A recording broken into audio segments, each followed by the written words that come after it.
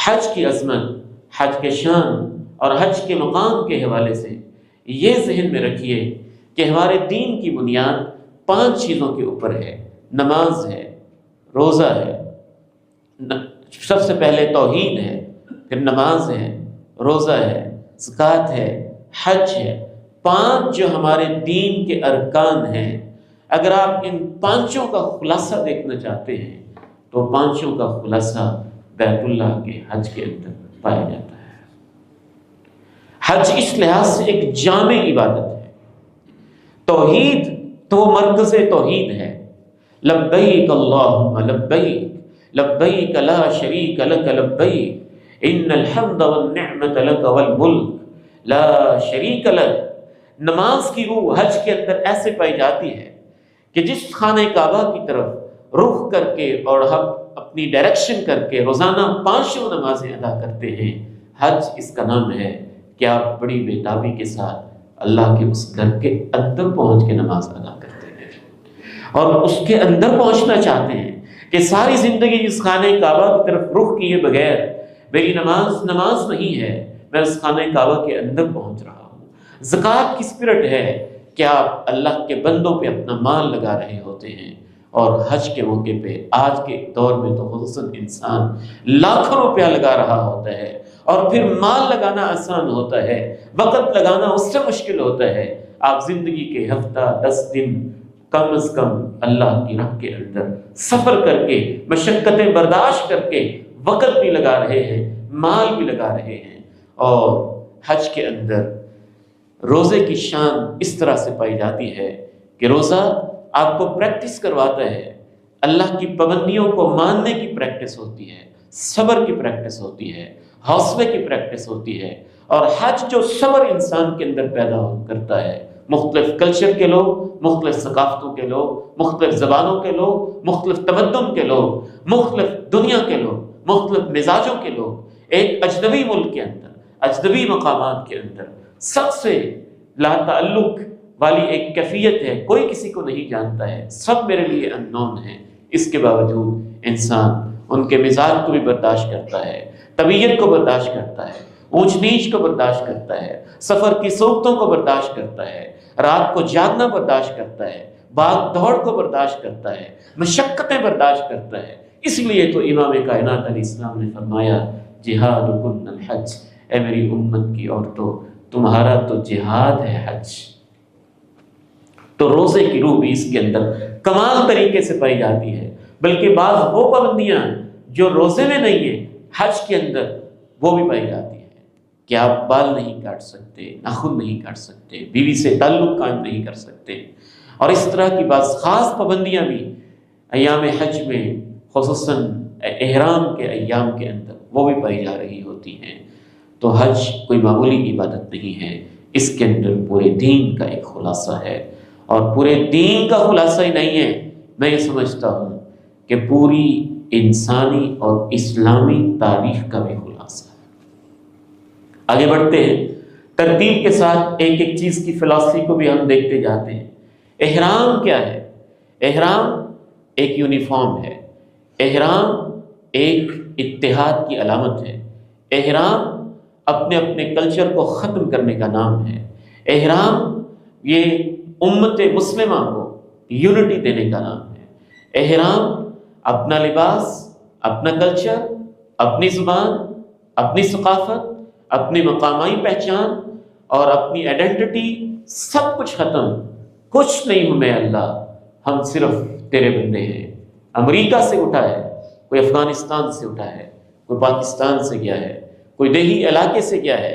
کوئی بڑے ہی متمدن علاقے سے گیا ہے، کوئی امیر ہے، کوئی فقیر ہے، کوئی غریب ہے، کوئی مسکین ہے، ایک ہی دفتر کے اندر وہ چپڑاسی ہے، وہ افسر ہے، لیکن افسر کے سارے نشان اور اس کی ساری افسری اور اس کا سب کچھ ختم، اب سارے کے سارے اللہ کے گھر کے فقیر جب بنتے ہیں تو احرام کے اندر اتنی عظمت کے پہلو ہیں، یہ آپ کے اندر اتحاد بھی پیدا کرتا ہے، ایکویلٹی پیدا کرتا ہے، مساوات بھی پیدا کرتا ہے، امن بھی پیدا کرتا ہے، محبت بھی پیدا کرتا ہے، ہم آہنگی بھی پیدا کرتا ہے، اور اتنے عظیم اس کے پیغام ہیں یہ آپ کو آخرت کی یاد بھی دلاتا ہے، یوں جیسے مرتے ہوئے انسان کو 2 کفن کی چادریں پہنا دی جاتی ہیں یا 3 چادروں میں اس کو لپیٹ دیا جاتا ہے، یہ زندہ انسان ہی 2 چادریں پہن کے اپنی آخرت کو بھی یاد کرتا ہے اور اپنے آخری کفن کو بھی یاد کرتا ہے۔ اور جب لبیک اللہم لبیک پکارتا ہے، لبیک اللہم لبیک لبیک لا شریک لک لبیک ان الحمد والنعمت لک والملک لا شریک لک، لبیک بالعموم آج بھی جب ہم حاضری لگاتے ہیں تو ہم بچوں کا نام کال کرتے ہیں، عبد الواحد بچہ کہتا ہے لبیک، عبداللہ بچہ کہتا ہے لبیک، عمر بچہ کہتا ہے لبیک، جیسے اٹینڈنس ہوتی ہے اور بچے یس سر کہہ کے اسکولوں کے اندر جواب دیتے ہیں، یس کہہ کے جواب دیتے ہیں، ہمارے مدارس میں حاضری کے وقت بچے لبیک کہہ کے جواب دیتے ہیں۔ یہ اس بات کی بھی علامت ہوتی ہے کہ اللہ تو نے بلایا ہے اور میں تیرے بلانے پہ آ رہا، تو نے بلایا ہے اور میں تیرے بلانے پہ آ رہا، تیرے گھر کا مہمان بننے جا رہا۔ اتنا عظیم ہوتا ہے تلبیہ کہ امام کائنات علیہ السلام ارشاد فرماتے ہیں ما من ملب یلبی، جب تلبیہ پکارنے والا تلبیہ پکارتا ہے تو اس کے دائیں اور بائیں جہاں جہاں تک یہ زمین ہے وہاں وہاں تک کائنات کی ہر چیز ہی اس حاجی کے ساتھ لبیک اللہم لبیک پکار رہی ہوتی ہے۔ اور اس کے پکارنے کا اس سے کیا فائدہ ہوتا ہے کہ پوری کائنات گویا کہ قیامت کا دن گواہ ہوگی، کیا اللہ یہ تیرا بندہ کفن کی 2 چادریں پہن کے تیرے گھر میں حاضری کے لیے، تیری محبت کے لیے نکلا تھا۔ حج کی روح ایک بہت بڑی روح اللہ سے محبت ہے، اللہ سے محبت ہے، اور لبیک کے اندر یہ سارے معنی پائے جاتے ہیں۔ یہ لب ان سے بھی ہے، اے اللہ میری روح تیرے لیے ہے، یہ پکار پہ جواب کہنے کے لیے بھی ہے، اے اللہ میں تیری پکار پہ جواب دیتا ہوں۔ یہ الباب ان سے بھی ہے، کسی چیز کے اوپر پوری طرح سے اپنے شوق کو وار دینا، اے اللہ میں تیری خاطر سب کچھ وار کرنے کے لیے آ رہا ہوں۔ یہ کسی جگہ ٹک جانے کے لیے بھی آتا ہے، اور الب بمکانی کذا، یا اللہ میں تیرے گھر کا نوکر بننے کے لیے، خادم بننے کے لیے، اور تیرے ہی در کا غلام بننے کے لیے میں حاضر ہو رہا ہوں۔ لبیک بہت بڑی عبادت ہے۔ تو احرام میں یہ حکمت ہے، خانہ کعبہ کا طواف، بیت اللہ کا طواف، لا الہ الا اللہ واللہ اکبر، اس کے اندر غور کیا جائے تو یہ وہ ادا ہے جو ایک محبت کرنے والے نے کائنات کی سب سے بڑی محبوب ہستی اور اپنی سب سے بڑی ہستی اپنے خالق و مالک کے گھر کو، اس کے در کو، اس کے دولت کدے کو، بیت اللہ کو، خانہ کعبہ کے اندر ایک دیوانگی کے ساتھ، ایک محبت کے ساتھ، وارفتگی کے ساتھ، شوق کے ساتھ جب چکر لگا رہا ہوتا ہے تو اس کے یہ چکر ایسے ہی ہوتے ہیں جیسے آسمانوں میں فرشتے عرش الہی اور خانہ کعبہ جو ان کا ہے البیت المعمور، اس کے چکر لگا رہے ہوتے ہیں۔ اور جب وہ حجر اسود کو بوسہ دے رہا ہوتا ہے تو وہ اس دنیا میں نہیں ہوتا ہے، وہ حجر اسود تو اترا ہی جنت سے ہے۔ گویا کہ اللہ تعالیٰ، کیونکہ انسان کی مختلف نفسیات ہیں، اللہ تعالیٰ کی ذات کو انسان نے نہیں دیکھا ہے، لیکن انسان کی ایک فطری ضرورت ہے، ماں سے محبت کے اظہار کے لیے وہ اس کے چہرے کو بوسہ دینا چاہتا ہے، باپ سے محبت کے اظہار کے لیے وہ اس کی پیشانی کا بوسہ دینا چاہتا ہے۔ اللہ کی ہستی تو بہت عظیم ہستی ہے، وہ وہاں تک تو نہیں پہنچ سکتا ہے، لیکن اللہ تعالیٰ نے جنت سے ایک نشانی بھیجی، یہ حجر اسود ہے جو تیرے گناہوں کو بھی چوس لے گا۔ تو اللہ ہی کی محبت میں اور اللہ کے نبی کی سنت پہ عمل کرتے ہوئے وہ اس حجر اسود کو بوسہ دے رہا ہوتا ہے، رکن یمانی کو ہاتھ لگا رہا ہوتا ہے، اور اس چیز کے اظہار کے لیے کہ اللہ میری زندگی کے سارے چکر تیرے لیے ہیں، اور میرا جینا اور مرنا تیرے لیے ہے، میری محنتیں اور کاوشیں تیرے لیے ہیں، میری دوڑ اور دھوپ یہ تیرے لیے ہے۔ ان صلاتی و نسکی و محیای و مماتی للہ رب العالمین، لا شریک لہ وبذالک امرت وانا اول المسلمین، اس کے ایک سمبل کے طور پہ وہ خانہ کعبہ کے دیوانہ وار چکر لگا رہا ہوتا ہے اور ساتھ ساتھ پکار رہا ہوتا ہے لبیک اللہم لبیک، لبیک اللہم لبیک۔ کبھی دعائیں کر رہا ہوتا ہے، کبھی ربنا آتنا فی الدنیا حسنہ وفی الآخرۃ حسنہ وقنا عذاب النار، اور پوری امت اکٹھی ہو کے جب تلبیہ پکار رہی ہوتی ہے، اپنی اپنی زبان بھی ختم ہوتی ہے، وقتی طور پہ اور بھی زبان میں کہہ رہے ہوتے ہیں لبیک اللہم لبیک، لبیک لا شریک لک لبیک ان الحمد والنعمۃ لک والملک لک۔ پھر جب اس میں یہ فیلنگز آتی ہیں کہ وہی گھر ہے جس کی ابراہیم نے بنیاد رکھی، یہ وہی گھر ہے جہاں محمد کریم طواف کرتے رہے، اور یہ وہی گھر ہے جہاں ابوبکر صدیق، عمر فاروق، عثمان غنی، علی مرتضیٰ جیسی عظیم ہستیاں اللہ کے گھر کے یہ چکر لگاتے رہے، تو پھر اس کی فیلنگز کے اندر ایک اور ہی کیفیت پیدا ہو جاتی ہے۔ اور یہ مکہ مکرمہ ہے، اور یہ شہر مقدس ہے، اور یہ خانہ کعبہ ہے۔ وہ اللہ جو اس مسجد میں آنے سے، جس مسجد کی نسبت خانہ کعبہ کے ساتھ ہو گئی ہے، اتنا اجر دیتا ہے کہ ایک قدم بھی آپ نے اٹھایا ہے تو اللہ ایک گناہ کو معاف کر دیتا ہے، ایک نیکی لکھ دیتا ہے اور درجہ بلند کر دیتا ہے۔ تو آپ تصور تو کیجئے اللہ کے گھر میں پہنچ کے جو طواف میں قدم اٹھا رہا ہوگا تو اللہ اس کا اجر کتنا دیتا ہوگا، اس کا ثواب کیا ہوگا، اس کی کیفیت کا عالم کیا ہوگا، اس کے ایمان کی اس وقت کیفیت کیا ہوتی ہوگی۔ تو خانہ کعبہ، بیت اللہ کا طواف اور اس کے چکر، یہ بھی ایک بہت بڑا سمبل اور بہت بڑی محبت ہی کی علامت ہوتی ہے۔ اور اس کے بعد انسان 2 رکعت نماز پڑھتا ہے، اور نماز پڑھنے کے بعد جو صفا اور مروہ ہے، یہ کوئی معمولی چیزیں نہیں ہیں۔ ان الصفا والمروۃ من شعائر اللہ فمن حج البیت او اعتمر فلا جناح علیہ ان یطوف بہما۔ اللہ کا قرآن بھی کہتا ہے کہ بلا شبہ صفا اور مروہ تو اللہ کے شعائر میں سے ہیں، اور شعیرہ اس چیز کو کہتے ہیں جو آپ کو کسی بہت بڑی چیز کے لیے ایک سمبل کے طور پہ وہ اس کی نشانی ہو، اس کی علامت ہو، اس کی یاد دہانی کرواتی ہو۔ میں جتنا بھی غور کرتا ہوں، سچی بات ہے کہ صفا مروہ کے اوپر تو کیفیت ہی کچھ اور ہو جاتی ہے۔ صفا مروہ میں ایک تو آپ کو انسانی تاریخ کی وہ ہستیاں یاد آتی ہیں کہ وہ جناب ابراہیم جنہوں نے آنکھ کھولی تو ایک ایسے باپ کے گھر میں جو وقت کا چیف سیکرٹری تھا اور بادشاہ کا مقرب تھا اور بتوں کا پجاری تھا، اور ابراہیم دنیا چاہتے تو دنیا دار گھرانے کے اندر انہوں نے آنکھ کھولی تھی۔ بزنس بھی ان کا والد بہت بڑا بزنس بھی کرتا تھا۔ آج کے الفاظ میں آپ کہہ لیں کہ پورے عراق کے اندر جو بت پوجے جاتے تھے،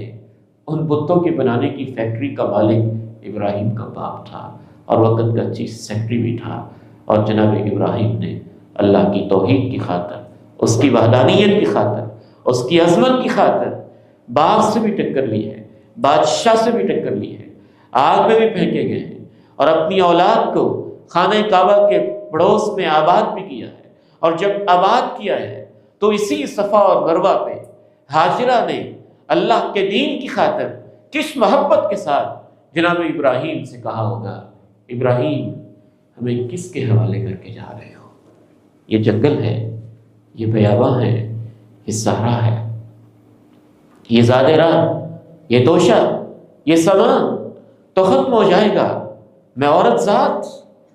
میں یہاں کیسے گزارا کروں گی، کیسے کیسے پکارا ہوگا۔ اور جب ایک آواز سنتی ہے کہ میں اپنی مرضی سے نہیں، اللہ کے حکم سے سب کچھ کر رہا ہوں، اللہ کے حکم سے کر رہا ہوں، اور پھر وہ اللہ کی بندی کس یقین سے کہتی ہے اللہ کا حکم ہے تو اللہ تو پھر ہمیں ضائع نہیں کرے گا، اللہ تو ہمیں ضائع نہیں کرے گا۔ تو اسی صفا مروہ کے اوپر ابراہیم کے خاندان نے قربانیوں کی داستانیں رقم کی ہیں، اور اسی صفا مروہ کے اوپر ابراہیم کے بیٹے نے پیاس کی کیفیتیں برداشت کی ہیں، اور اسی صفا مروہ پہ اسماعیل کی والدہ نے اپنے بیٹے کی بے چینی میں چکر لگائے ہیں، دوڑ لگائی، کہیں سے پانی مل جائے میں اپنے بیٹے کو پلا تو لوں۔ اللہ کو وہ ادائیں اتنی پسند آئی ہیں، ابراہیم کی دعوت کے میدانوں میں، توحید کے میدانوں میں، لا الہ الا اللہ کے میدانوں میں خود بھی لگ جانا، بیوی کو لگا دینا، اولاد کو لگا دینا، نماز پہ لگا دینا، دین پہ لگا دینا، اس کے لیے جو قربانیاں دی ہیں ان سب کا سمبل ہے صفا اور مروہ، کیونکہ یہ سارا کچھ اس کے پڑوس میں ہو رہا تھا۔ اور ایک بہت بڑا سمبل جو ہماری خصوصاً امام کائنات علیہ السلام کی تاریخ کے ساتھ بھی وابستہ ہے کہ آپ جب توحید کی خاطر مکہ میں سب سے پہلا اجتماع کرتے ہیں تو بھی صفا پہاڑی کے دامن میں ہوا تھا، جب آپ نے کہا تھا اگر میں تمہیں کہوں کہ اس پہاڑی کے پیچھے سے کوئی حملہ کرنے والا ہے تو میری بات کو مانو گے؟ کہا مانیں گے۔ کہا اگر تم مجھے اتنا ہی سچا سمجھتے ہو تو کہہ دو لا الہ الا اللہ، اللہ کے سوا عبادت کی کوئی لائق نہیں ہے۔ اور وہی لوگ جو پوری زندگی آپ کو الصادق الامین کہنے والے تھے وہ جان کے دشمن بن جاتے ہیں، اور وہیں پہ انسان دو قسموں کے اندر بٹ جاتے ہیں۔ پھر آپ کو مکہ سے نکال دیا جاتا ہے، پھر آپ مدینہ میں مسلسل جہاد کے اندر مصروف رہتے ہیں، پھر 8 سال کے بعد وہی مکہ فتح ہو جاتا ہے، پھر مکہ سے جدائیوں کے 9 سال کے بعد جناب ابوبکر وہاں جاتے ہیں، پھر 10ویں سال خود اللہ کے پیارے نبی تشریف لے جاتے ہیں، اور اس صفا پہاڑی پہ پتہ کیا دعا پڑھتے ہیں، لا الہ الا اللہ وحدہ لا شریک لہ انجز وحدہ ونصر عبدہ وہزم الاحزاب وحدہ۔ آپ کے ذہن کہاں کہاں جاتا ہوگا؟ یہی مکہ تھا جس سے میں نکالا گیا تھا، یہی مکہ تھا جہاں اللہ میں اکیلا ہی ہوتا تھا، یہی مکہ تھا جہاں میرے خبیب کے لیے سولی کے پھندوں کے مشورے ہوتے تھے، یہی مکہ تھا جہاں میرے بلال کو گھسیٹا جاتا تھا، اور یہی مکہ تھا جہاں سمیہ کے 2 ٹکڑے کیے گئے تھے، اور یہی مکہ تھا جہاں میرے اوپر پتھر برسائے جاتے تھے، اور یہی خانہ کعبہ تھا جہاں تجھے سجدہ کرتے ہوئے بھی خوف آتا تھا کہ مشرک ہمارے ساتھ سلوک کیا کریں گے، اور میں تجھے سجدہ کرتا تھا تو میرے اوپر اوجڑی لا کے پھینک دی جاتی تھی۔ اسی صفا پہاڑی پہ کھڑے ہو کے اللہ کے پیارے نبی پھر یہ الفاظ کہتے ہیں، لا الہ الا اللہ وحدہ لا شریک لہ، اللہ تو اکیلا ہی ہے، تو یکتا ہے، تیرا کوئی شریک نہیں ہے، انجز وعدہ، تو نے اپنے سارے وعدے پورے کر دیے ہیں، ونصر عبدہ، تو نے اپنے بندے کی مدد کی ہے، وہزم الاحزاب وحدہ، میں نے کچھ نہیں کیا، تو نے ہی سب کچھ پچھاڑا ہے، سب لشکروں کو شکست تو نے دی ہے۔ یہ کیسی توحید ہے، یہ کیسی عظمت ہے۔ ان الصفا والمروہ من شعائر اللہ، تو صفا اور مروہ کے چکروں میں اور اس کی دوڑوں میں اور اس کی سائی میں وہ تو ایک پورا سمبل ہے کہ جناب ابراہیم نے یہاں کیا قربانیاں دی تھی، اور محمد کریم نے کیا قربانیاں دی تھی، اور اللہ نے آزمائشوں کے بعد دین والوں کو فتح و نصرت کیسے دی تھی اور ان کی مدد کی تھی، وہ ساری یاد ذہن میں ہو تو پھر صفا اور مروہ کے چکر لگانے کے اور ہی مزے ہوتے ہیں، اور ہی لطف ہوتے ہیں۔ کون ہے یہاں تو جھوٹی محبت کے لیے لوگ یہاں تک کہتے ہیں کہ میں اپنی محبوبہ کے در و دیوار سے گزرتا ہوں، اقبر ذا الجدار وذا الجدار، میں کبھی اس دیوار کے پاس کھڑا ہوتا ہوں، کبھی اس دیوار کو بوسہ دیتا ہوں، اور وہ کہتے ہیں وما حب الدیار دیار شغفن قلبی ولکن حب من سکن الدیار، مجھے اس در و دیوار سے نہیں، مجھے تو اس سے محبت ہے جو اس در و دیوار کے اندر رہتا ہوا ہے۔ صفا مروہ کے اندر جو تاریخ ہے اصل وہ فلسفی ہے، اصل اس کی روح وہ ہے، وہ اس امت کے اندر بیدار کرنے کی ضرورت ہے، اور اس روح کو تازہ کرنے کے لیے حج سے بڑا نسخہ کوئی نہیں ہے، حج سے بڑا سبق کوئی نہیں ہے، حج سے بڑی چینج کرنے والی چیز انسان کے لیے کوئی نہیں ہے۔ تو صفا مروہ کے اندر یہ فلسفی پائی جاتی ہے، اور جو حج کے بڑے بڑے میدان ہیں ان میں سے 2 میدان تو ایسے ہیں، ان میدانوں کے اندر پوری عالم انسانیت کی تاریخ ہے۔ میدان عرفات اگر احادیث میں غور کیا جائے تو یوں معلوم ہوتا ہے کہ میدان عرفات کے پاس جبل النعمان میں عالم ارواح کے اندر اللہ نے انسانیت کو اکٹھا کر کے، جب ہم عالم ارواح میں تھے تب وعدہ لیا تھا، الست بربکم، میں ہی تمہارا رب ہوں نا، میرے لیے زندگیاں گزارو گے نا، مجھے مان کے رہو گے نا۔ ہماری فطرت میں اللہ کی عظمت اور اس کی کبریائی کا احساس تو اللہ نے ہماری فطرت میں رکھا ہوا ہے، اور اس میدان کے اندر پہنچ کے 9 تاریخ کو انسان اس عہد کی تجدید کر رہا ہوتا ہے کہ اللہ عالم ارواح میں تیرے ساتھ وعدہ کیا تھا، تو ہی میرا رب ہے۔ بعض دفعہ شیطان ذہن کے اندر خیال ڈالتا ہے کہ وہ وعدہ تو مجھے یاد ہی نہیں ہے۔ کوئی بات نہیں، یاد نہیں ہے، آپ کے انگ انگ میں لکھا ہوا ہے، آپ کی فطرت میں لکھا ہوا ہے، بالکل ایسے ہی جیسے مجھے یاد تو نہیں ہے کہ میری ماں مجھے دودھ پلاتی تھی، اور مجھے یاد تو نہیں ہے کہ میری ماں نے اپنے پیٹ میں مجھے پالا تھا، اور مجھے یہ یاد تو نہیں ہے کہ میری ماں جب میں 1 سال کا تھا تو میرے ساتھ کیا پیار کرتی تھی، لیکن میرا وجود، میرے ہاتھ، میری آنکھیں، میرے کان اور میری یہ پوری باڈی خود اس بات کی گواہی ہے کہ کسی ماں نے مجھے پالا ہے۔ تو یہ یاد نہیں بھی ہے، تیرے دل کی دھڑکن،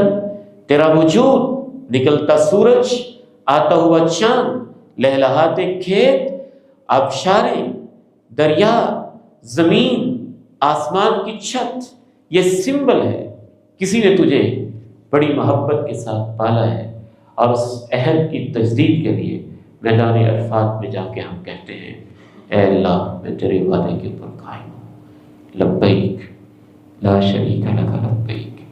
ان الحمد والنعمت لک والملک لا شریک لک۔ اللہ کے نبی علیہ السلام نے میدان عرفات میں میرے اندازے کے مطابق تقریباً 5-6 گھنٹے اللہ سے دعا کی ہے۔ آپ کی زندگی کی طویل ترین دعا ہے، کوئی اور تو کام ہی نہیں ہے وہاں پہ، کوئی اور تو کام ہی نہیں ہے۔ انسانی تاریخ کا سب سے افضل ترین دن وہ ہوتا ہے جب میدان عرفات کے اندر پوری دنیا کے کونے کونے سے رب کریم کی توحید کے متوالے اور لبیک پکارنے والے اکٹھے ہوتے ہیں، اپنی پہچان ختم کر کے، چادریں سے پہن کے لبیک لبیک کے ترانے گاتے ہیں، اور سب سے افضل اس وقت لبیک کے ساتھ یہ وظیفہ ہوتا ہے، لا الہ الا اللہ وحدہ لا شریک لہ لہ الملک ولہ الحمد وہو علی کل شیء قدیر واللہ وحدہ لا شریک ہے۔ بادشاہت بھی اسی کی ہے، تعریفیں بھی اسی کی ہیں، اختیارات بھی اسی کے ہیں، سب کچھ اسی کا ہے، وہ ہر چیز پہ قادر ہے۔ یہ آپ تجدید عہد کر رہے ہوتے ہیں، اور بالکل ایسے ہی جیسے رات کے آخری پہر اللہ اپنے بندوں کے قریب ہوتا ہے، یا جیسے راتوں کے اندر شب قدر کی بڑی شان ہوتی ہے، دنوں کے اندر یوم عرفہ کی اتنی شان ہوتی ہے، اتنی عظمت ہوتی ہے کہ اللہ اپنے بندوں کے قریب ہو کے اپنے فرشتوں سے مخاطب ہو کے کہتا ہے، اے فرشتوں، جب میں ان بندوں کو پیدا کر رہا تھا تو تم کہتے تھے یہ فساد کرے گا اور خون بہائے گا، دیکھو تو صحیح آج میرے بندے اس میدان میں کیا کر رہے ہیں، یہ کیا مانگ رہے ہیں، یہ کیا چاہتے ہیں، یہ کیا چاہتے ہیں۔ اور پھر صرف یہی نہیں، مجھے تو اتنا یقین ہے کہ اس وقت انسان اللہ کے اتنا قریب ہوتا ہے کہ اللہ صرف اسی کو معاف نہیں کرتا جس کے بارے میں وہ کہہ دے نا کہ یا اللہ میرے فلاں کو معاف کر دے، اللہ اس کو بھی معاف کر دیتا ہے۔ یغفر للحاج ولمن استغفر له الحاج۔ تو میدان عرفات آپ کو رب کی پہچان دیتا ہے، تجدید عہد کا میدان ہوتا ہے جہاں عالم ارواح کے اندر انسان نے اللہ سے توحید کے وعدے کیے، اور میدان منا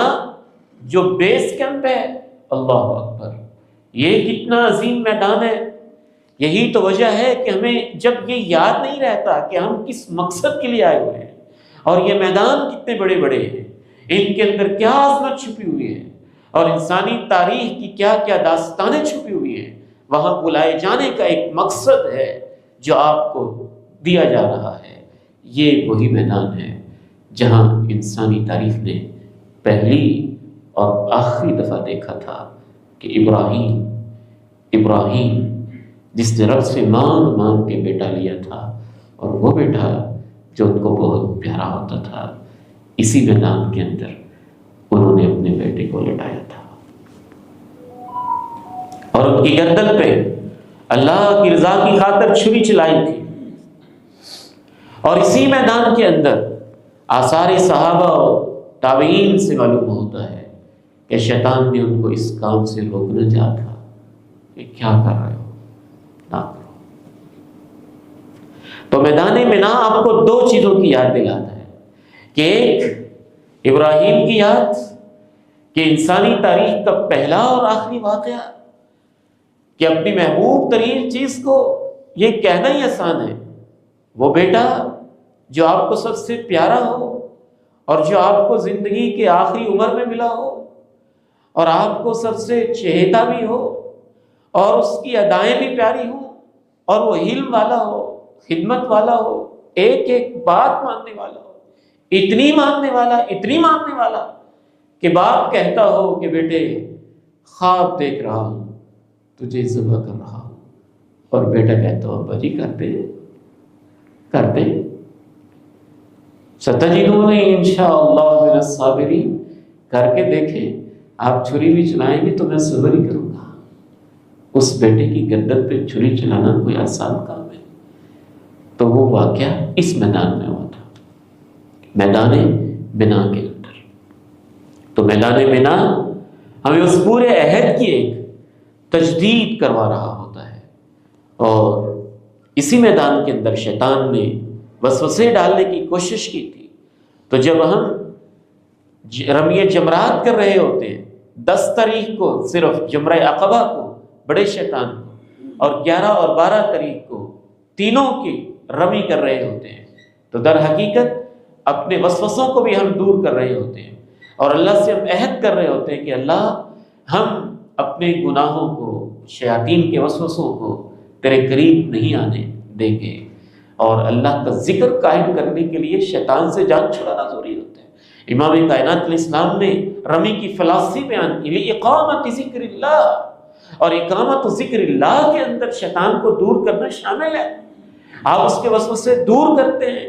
دشمن سے آپ دور بھاگتے ہیں، اس کو آپ دفع کرتے ہیں، پھر اپنے نفس کو آپ اللہ کے حوالے کرتے ہیں اور اس کے اوپر آپ اللہ کی یاد کو قائم کرتے ہیں۔ یہ ایک طرف تو اس حادثے کی طرف اس کی ہمیں یاد دہانی ہو رہی ہوتی ہے کہ دیکھنا تم نے واپس بھی جانا ہے، اور شیطان تمہارے ساتھ کیا کیا کرے گا، اس کی باتوں میں نہ آنا۔ اللہ اکبر، اللہ اکبر، اللہ اکبر، اے اللہ سب سے بڑا تو ہے، تیرے حکموں کے اوپر ہی میں قائم رہوں گا۔ اور دوسری طرف جو اللہ کے گھر کی حفاظت کے لیے اللہ نے ابابیل بھیجے تھے، اور ابرہا کے لشکروں کے اوپر انہوں نے چھوٹے چھوٹے سے کنکر اتنے سے چنے کی مقدار کے برابر گرائے تھے، اور اللہ نے اپنے دین کی حفاظت کی تھی، یہ اس کی بھی یاد دلا رہا ہوتا ہے۔ اور پتہ نہیں اس کے اندر اور کیا کیا حکمت ہوتی ہے جو اس رمی کے اندر پائی جاتی ہے۔ اللہ اکبر کہتے ہوئے رمی کرنا ہمیں ان حقائق کی یاد دہانی کروا رہا ہوتا ہے۔ اس حوالے سے آخری گزارش کر کے میں آپ سے اجازت چاہوں گا۔ حضرت شیخ ارشد حقانی حفظہ اللہ تشریف فرمائیں، بقیہ گفتگو انشاءاللہ وہ آپ سے کریں گے۔ جو قربانی اور حلق ہے نا، قربانی تو پھر ہے ہی قربانی، قربانی تو پھر ہے ہی قربانی، وہ ایک جانور نہیں ہے، وہ آپ سمجھ لیجئے کہ وہ بھی ہماری پوری کی پوری زندگی کا ایک سمبل ہے کہ اللہ میرا سب کچھ تیرے لیے ہے، میرا سب کچھ تیرے لیے ہے۔ ان صلاتی و نسکی و محیای و مماتی للہ رب العالمین لا شریک لہ وبذلک امرت وانا اول المسلمین۔ اور جب آپ حلق کرواتے ہیں، اسرا کرواتے ہیں، ٹنڈ کرواتے ہیں، تو میری فیلنگز یہ کہتی ہیں در حقیقت یہ بالکل اس کے قریب قریب واقعہ ہوتا ہے جب آپ دنیا میں آئے تھے۔ تو دنیا میں آتے ہی آپ کی طرف سے ایک جانور قربان کیا گیا تھا جس کو ہم عقیقہ کہتے ہیں، اور پھر آپ کی ٹنڈ کی گئی تھی۔ تب آپ معصوم تھے، گناہوں سے پاک تھے، 1 ہفتے کے بچے تھے جو جانتا ہی نہیں تھا گناہ کیا ہوتا ہے۔ تو حج کے اعمال میں جب ہم 10 تاریخ کو قربانی پیش کرتے ہیں اور پھر ٹنڈ کرواتے ہیں، تو یہ مجھے لگتا ہے کہ ایک سمبل ہوتا ہے کہ اللہ سابقہ زندگی میں جو کچھ ہو گیا ہے، آج تو مجھے ایسے کر دے جیسے میں آج پیدا ہوں۔ اب میں نے ایک نئی زندگی شروع کرنی ہے۔ وہ بوجھ میں نے اتار دیے گناہوں کے، وہ بال میں نے اتار دیے، اور جیسے میں پیدا ہوا تھا اور دنیا میں آتے، جب میں 7 دن کا تھا، بچہ تھا اور کوئی گناہ نہیں تھا میرا، پھر تو نے مجھے ایسا بنا دیا، مجھے اختیارات ایسے دیے، میں غلط استعمال کر بیٹھا اور بڑے بڑے گناہ کر بیٹھا۔